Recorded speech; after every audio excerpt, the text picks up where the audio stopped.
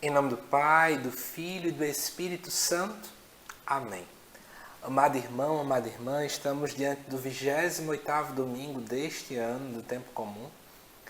E nós juntos hoje vamos meditar o texto lá do Evangelho de Marcos, capítulo 10, versículo de 17 a 27, que é o Evangelho proposto pela liturgia deste domingo. Convido você a pegar a sua Bíblia para que nós possamos estudar o Evangelho deste domingo. Vai dizer assim: ao retomar o seu caminho, alguém correu e ajoelhou-se diante dele, perguntando: Bom mestre, que farei para herdar a vida eterna? Jesus respondeu: Por que me chamas de bom? Ninguém é bom senão só Deus.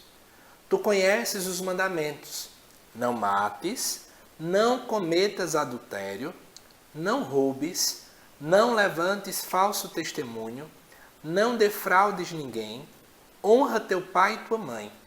Então ele replicou: Mestre, tudo isso eu tenho guardado desde minha juventude. Fitando-o, Jesus o amou e disse: Uma só coisa te falta. Vai, vendes o que tens, dá aos pobres e terás um tesouro no céu. Depois vem e segue-me. Ele, porém, contristado com essa palavra, saiu pesaroso, pois era possuidor de muitos bens. Então, Jesus, olhando em torno, disse a seus discípulos: Como é difícil a quem tem riquezas entrar no reino de Deus. Os discípulos ficaram admirados com essas palavras. Jesus, porém, continuou a dizer: Filhos, como é difícil entrar no reino de Deus. É mais fácil um camelo passar pelo fundo da agulha do que um rico entrar no reino de Deus. Eles ficaram muito espantados e diziam uns aos outros: Então, quem pode ser salvo? Jesus, fitando-os, disse: Aos homens é impossível, mas não a Deus, pois para Deus tudo é possível. Pedro começou a dizer-lhe: Eis que nós deixamos tudo e te seguimos.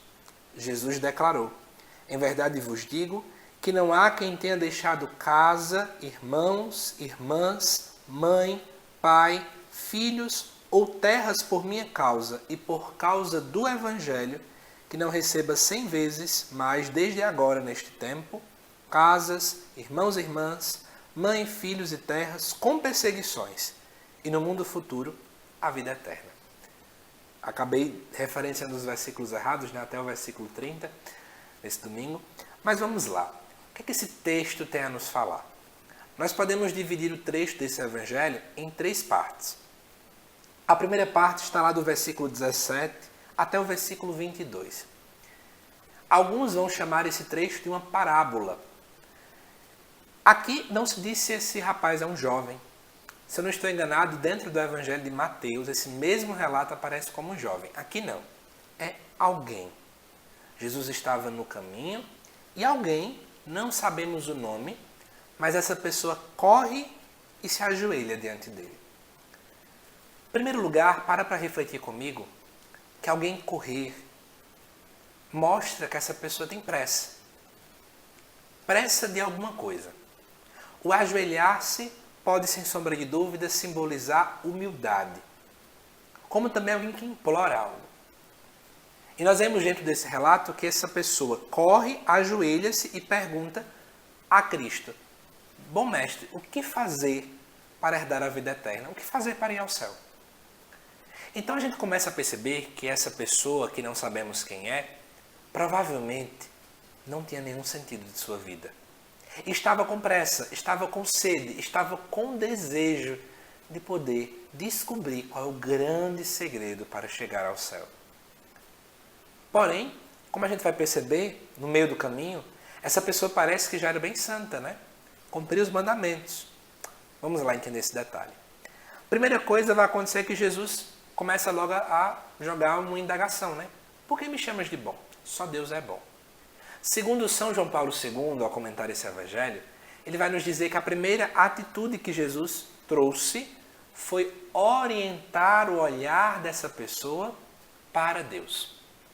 A primeira coisa que o nosso coração sedento precisa fazer é olhar para o alto, é olhar para Deus. Com efeito, né? É possível imaginar, por exemplo, que esse jovem, por estar com tanta sede, por estar com tanto desejo, ele procurou naquele tempo vários mestres, não só Jesus, mas várias pessoas que eram conhecidas na época por falarem bem, por olhar as Escrituras, e deve ter perguntado a muitos. A primeira coisa que então Jesus faz é orientar o olhar dele para o alto. Com efeito, se queremos ir para o céu, precisamos entender que Deus, ele é o bom por excelência.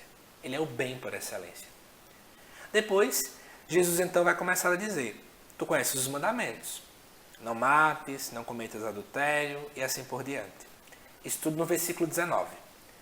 Parou para refletir que Jesus não vai citar o grupo dos primeiros 3 mandamentos que nós conhecemos que se referem a Deus, mas ele só cita os mandamentos que se referem aos outros?